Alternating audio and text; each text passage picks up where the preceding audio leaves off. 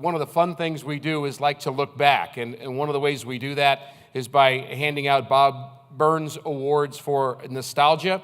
And this year is a big year in St. Louis. 2006. What a year that was. Brad, that was some season. What a finish to the year, an 83-win season. I do remember going into, and we're skipping a bunch of steps here along the way, but I remember going into Detroit and reading the newspaper and them saying Detroit was going to win it in 3. I don't know.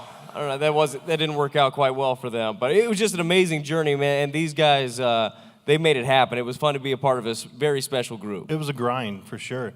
We went through some ups, we went through some downs, and but along the way we all stuck together, and we had a bunch of even Adam was a bullpen guy. We're all bullpen guys, and we stuck together. Adam came up, did an unbelievable job, and through the thick and thin, I mean, we were there for each other, and that goes along with all the position players too. And Tony leading the way, it was just something that we had to do. You did not want to mess with Izzy, for one thing. Got the biggest meat hooks and the strongest hands and the strongest grip, and you'd be sitting there, and he'd come up behind you and grab your neck, and you'd feel like he was squeezing, the life out of you. So he let you know, like, how strong he was and kind of who was in charge right from the first get-go, but always a guy that was willing to lend a hand, help you learn. I dreamed of being a ball player like so many kids did, but I happened to dream of being a Cardinal as well. I grew up a Cardinal fan. I went to college up in the river town of Quincy, Illinois. I had history with the Cardinals my whole life. So for me, it wasn't just a dream and chasing to be a major leaguer. When I got to be a St. Louis Cardinal, that was a lot to me. It's a commitment, the same way Josh has committed to keep growing his playoff beard. 10 years later. Thank you.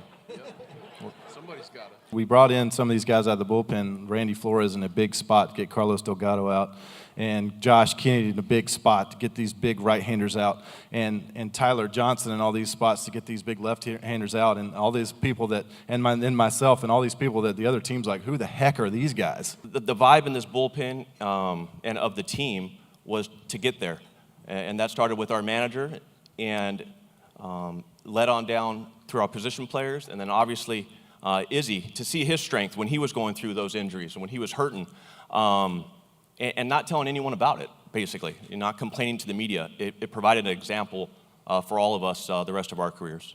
Once you're there, you always have a chance. And we had such a great group, like these guys I mentioned, of veteran leaders, guys that always know the right word to say and when to give you an attaboy and when to jump your stuff. I think we had a great group of that, and then we had a lot of young guys that just jumped into roles. There was just confidence, and no matter what happened, that group always knew that we had a chance, and ultimately everybody had each other's back, and that's how special things happen. Jimmy and Eck and Soup. We were just young guys, and having those incredible leaders in the clubhouse to just comfort you and kind of show you how things need to be, and that's what helped down the stretch with all of it. And then I remember when Yadier hit that ball in the bullpen, all I did was turn and walk to the mound because I knew it was time. Bases are loaded. Carlos Beltran is at the plate. The stadium is shaking, but they also are anticipating the moment. They want desperately for something to happen. It had been a raucous stadium throughout the series. What's going through your mind? What's your focus? Take us to that last moment, the curveball to Carlos Beltran. So when I came into the game, I was laser focused warming up, and then as I ran out onto the field, that all went away, and I heard every screaming, cussing, yelling New York fan. It was intense, man. And I'll tell you, if you're not ever put into that situation, there's no way you can get ready for it. Something that Jason Isringhausen had told me that year just froze me in my tracks. And he told me, when you get into these big spots, it sounds simple, but what you have to do is step off and remember to breathe. And it helps slow the game down. And it sounds simple, but in those big moments, you can literally forget to breathe. And when you step off, and you slow the game down and you take a deep breath and you gather yourself, all of a sudden your mind becomes focused. And so that great lesson right there probably saved the season in the legacy of this 10-year anniversary for the Cardinals, because I was on the way to blowing that thing quickly. But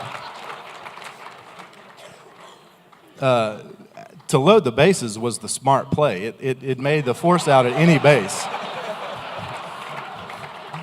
And as any good sabermetrician knows, it gave me more odds to get an out. I mean, it was a no-brainer.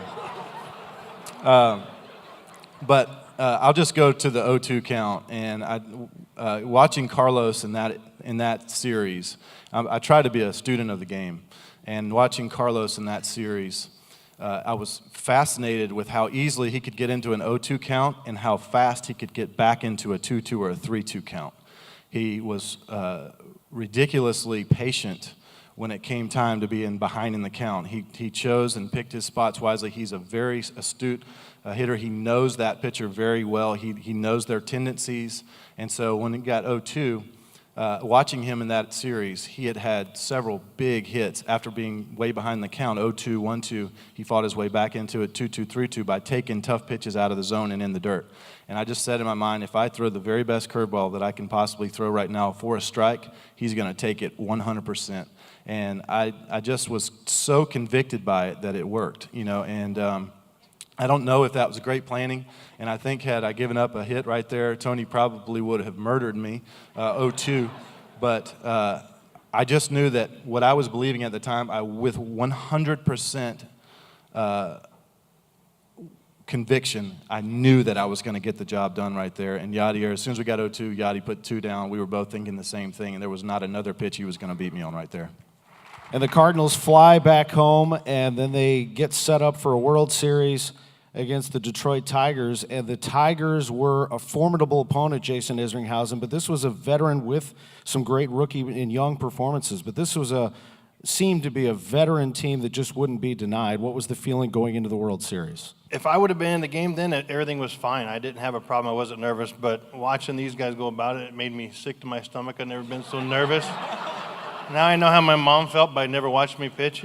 But it was just a sigh of relief to watch these guys as rookies come in, and they all did exactly what we talked about. And it all seemed like it all just fell into place. And Tony did a great job of putting them in situations to succeed. And next thing you know, I mean, we got a little cutter away to Brandon Inge, and we're all celebrating, and we're jumping around like crazy. I'm like, I don't know what just happened.